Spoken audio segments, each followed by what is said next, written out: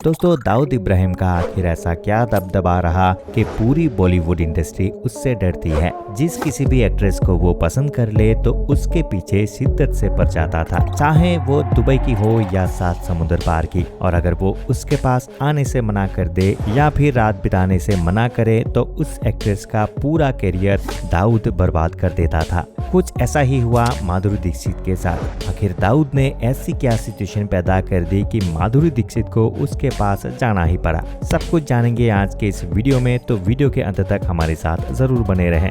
दोस्तों, 1990 में जहां श्रीदेवी की करियर धीरे धीरे खत्म हो रहा था, वही माधुरी दीक्षित का करियर स्टार्ट हो गया था। फिर अगले कुछ सालों में माधुरी दीक्षित बूढ़े हो या बच्चे सभी के बीच धक धक गर्ल के नाम से जानी जाने लगी। 15 मई 1967 को मुंबई के एक मराठी परिवार में जन्मी माधुरी दीक्षित बचपन से ही डॉक्टर बनना चाहती थी, लेकिन फिर जैसे ही वो 16 साल की हुई, उन्हें अपनी पहली फिल्म का ऑफर मिल गया। यहाँ आश्चर्य की बात यह है कि इनके परिवार का फिल्मी जगत से कोई भी नाता नहीं था, लेकिन फिर भी इनको 12वीं पास करने के बाद फिल्मों के ऑफर मिलने लगा। हुआ यूं कि 12वीं एग्जाम देने के बाद ये घर पर खाली बैठी हुई थी। तब इन्हीं गर्मियों की छुट्टी में इन्हें राजश्री प्रोडक्शन से एक फिल्म अबोध का ऑफर मिला, जिनमें काम करने के लिए शुरुआत में तो इनके पिताजी ने साफ साफ मना कर दिया था, लेकिन फिर बाद में माधुरी के बहुत मनाने पर उनके पिता शंकर दीक्षित मान गए, जिसके बाद वो स्क्रीन टेस्ट देने चली गई थी और टैलेंटेड माधुरी एक ही बार में उसमें सिलेक्ट भी हो गई थी।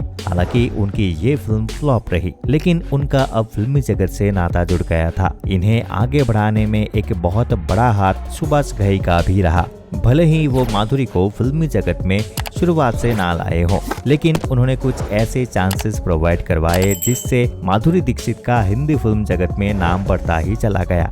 इसके लिए उन्होंने सबसे पहले फिल्म कर्मा में एक डांस सीक्वल के लिए माधुरी को सिलेक्ट किया, लेकिन बाद में इस डांस को मूवी में हटा दिया गया। पर सुभाष घई ने उनसे ये वादा किया कि वो अपनी दूसरी फिल्म में माधुरी दीक्षित को पक्का रोल देंगे, जिसके बाद उन्हें फिल्म उत्तर दक्षिण के लिए सुभाष घई द्वारा कास्ट किया गया। पर उनकी ये मूवी भी ज्यादा नहीं चली। इसके बाद एन चंद्रा के निर्देशन में बनी फिल्म तेजाब में माधुरी दीक्षित ने काम किया, जो कि 1988 में सबसे हिट मूवी रही थी। आगे 1999 की सुभाष घई की फिल्म राम लखन में वो नजर आई, जिसमें उनके साथ अनिल कपूर, जैकी श्रॉफ, डिम्पल कवारिया भी शामिल थे और ये फिल्म ब्लॉकबस्टर साबित हुई।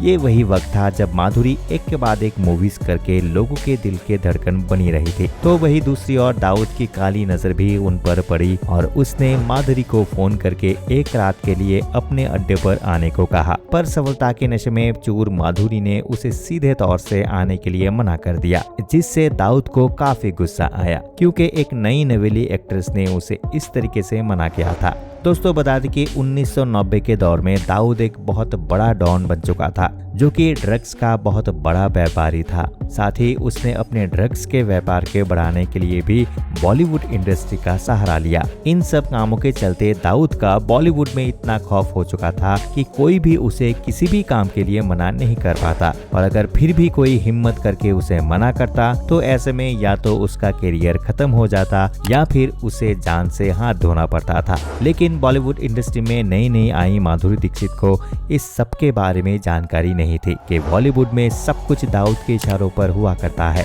जिसके चलते उन्हें इस बात का अंदाजा नहीं कि उन्होंने दाऊद को मना करके कितनी बड़ी गलती कर दी। जिसके बाद अब धीरे धीरे माधुरी को फिल्में मिलना कम हो गई, क्योंकि दाऊद ने एक फोन पर सभी फिल्म मेकर को उन्हें फिल्म में लेने से मना कर दिया था। हाल यहाँ तक हुआ कि वो जिन फिल्मों को साइन कर चुकी थी उनसे भी उन्हें निकाला जाने लगा था। साथ ही दाऊद के चलते अब उन्हें कोई भी साइन नहीं करना चाहता था। इस सब के कारण माधुरी बहुत ही दुखी रहने लगी थी, और जैसे ही उन्हें इस सब के पीछे का राज पता चला तो उन्होंने तुरंत ही दाऊद को फोन करके उसकी सभी बातें मानने के लिए हाँ कर दिया। जिसके बाद उन्हें अपने करियर को बचाने के लिए मजबूरी में ही सही पर दाऊद के यहाँ जाना पड़ा, और उन्होंने वहाँ बर्थडे पार्टी भी अटेंड की। खबरों की माने तो माधुरी दीक्षित ने वहाँ जाकर ठुमके भी लगाए थे। साथ ही कई आइटम सॉन्ग पर भी परफॉर्म किया और आगे दाऊद के साथ रात भी बिताई थी। हालांकि उस time social media, phone, camera आदि का इतना चलन नहीं था जिससे कि ये बात रातों रात फैल जाए। यही वजह रही कि इस बात का किसी को ज्यादा पता नहीं चला। इसके बाद माधुरी के दुबई से वापस आते ही उनका करियर फिर से लाइन पर आ गया था और उन्हें दोबारा से फिल्म मिलने लगी थी। लेकिन बता दें कि दाऊद माधुरी पर इतना फिदा हो गया था कि वो उन्हें बार बार बुलाने लगा था, जिससे कि वो परेशान हो चुकी थी और उन्होंने इंडस्ट्री छोड़ने का फैसला कर लिया था। जिसके बाद श्री राम माधव ने शादी करके उन्होंने इंडस्ट्री को अलविदा कह दिया था। लेकिन कुछ टाइम बाद वो वापस नजर आने लगी थी। इनके अलावा भी दाऊद जिस एक्ट्रेस के पीछे पड़ जाता था उस पर जितना चाहे पैसा लुटाकर अपनी मनमर्जी किया करता था। तो दोस्तों, ऐसे माधुरी दीक्षित को अपने करियर के लिए दाऊद के सामने झुकना पड़ा था। आपको माधुरी जी की कौन सी मूवी सबसे ज्यादा पसंद है, हमें कमेंट करके जरूर बताइए। ये वीडियो अगर पसंद आया है तो वीडियो को लाइक कीजिएगा, सबके साथ शेयर कीजिएगा और चलते चलते हमारे चैनल को सब्सक्राइब करना ना भूलें। अंत तक बने रहने के लिए आपका बहुत बहुत धन्यवाद। मिलते हैं अगले वीडियो में।